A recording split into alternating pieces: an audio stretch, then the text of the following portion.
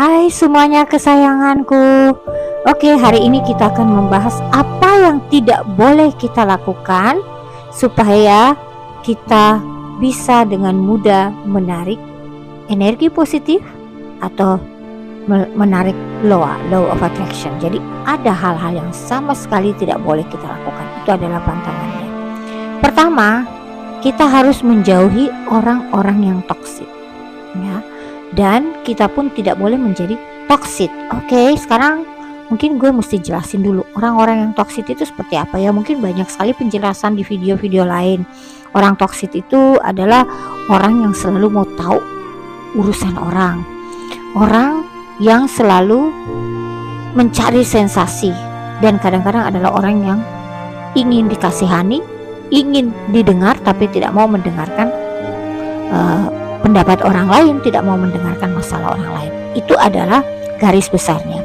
Tapi ingat, tidak selalu kalau orang toksik itu pada seseorang, maksudnya mungkin si A itu toksik pada si B, belum tentu dia akan toksik pada si C. Kenapa seperti itu? Karena itu adalah perbedaan frekuensi. Jadi kalau misalnya kita mempunyai teman, sahabat, atau apapun itu pacar, tapi dia berbeda frekuensi dengan kita, ya pastilah dia akan menjadi orang toksik untuk lu. Ya udah pasti. Jadi misalkan contohnya begini, lu itu pengen menjadi seseorang yang hebat gitu, seseorang yang sangat sukses, misalnya mau menjadi seorang pengusaha yang sukses, punya uang banyak, pengen berpakaian yang bermerek. Sedangkan pola pikiran dari cowok lu itu atau cewek lu, dia itu pengennya yang sederhana saja. Yang penting ya kita cukup makan, punya rumah. Nah, otomatis kalau sudah punya pola pikiran berbeda, itu sudah akan menjadi toksik sama lu. Apalagi kalau itu jadi pacar. Temen pun demikian ya. Misalkan lu senengnya bermewah-mewah ria gitu, berdandan, punya impian yang besar gitu, menjadi seseorang yang wah gitu, kayak ala-ala selebriti lah ya, seperti itu.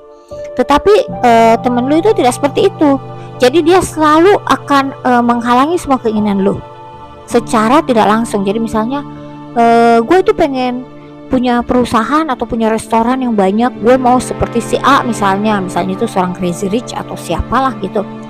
Nggak usah lah, kita yang penting kita ya mensyukuri apa adanya.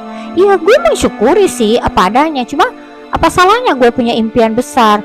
Nah, tapi kan kalau kita terlalu kaya nanti bisa dimasukin maling, kita punya masalah di bank, kita punya masalah ini tuh, berarti dia udah menjadi penghalang untuk lu.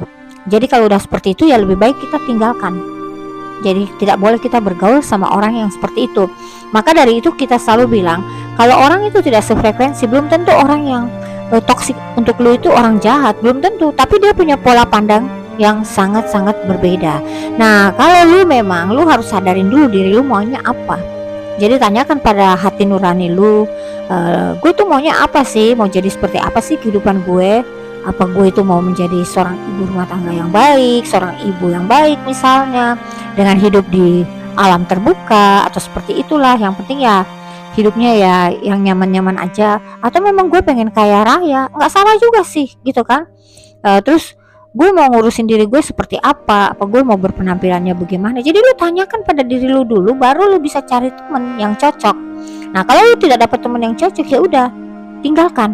Memang ada adat ketimuran yang mengatakan kita harus berteman sama siapa saja, tapi tidak seperti itu, karena banyak sekali orang yang menjadi penghalang di dalam urusan kita, di dalam rezeki kita. Jadi itu yang perlu kita hindari ya, orang toksik itu. Kalau kita mau sukses, kita harus menghindari orang yang menjadi penghalang untuk kita, yang menjadi toksik untuk kita. Karena kalau kita sudah menjauh orang penghalang itu, seseorang yang menghalang kita menjauh dari kita, berarti kita punya impian sendiri, dan kita pada saat itu bisa memvisualisasikan, mengafirmasikan semua impian kita tanpa ada gangguan ya.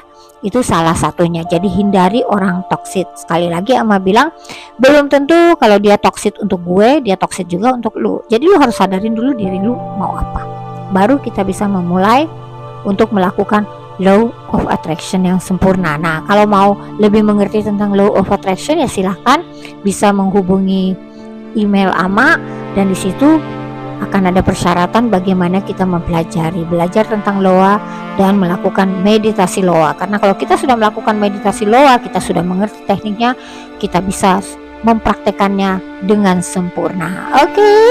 Oke, bye bye sayangku. Good luck. See you soon.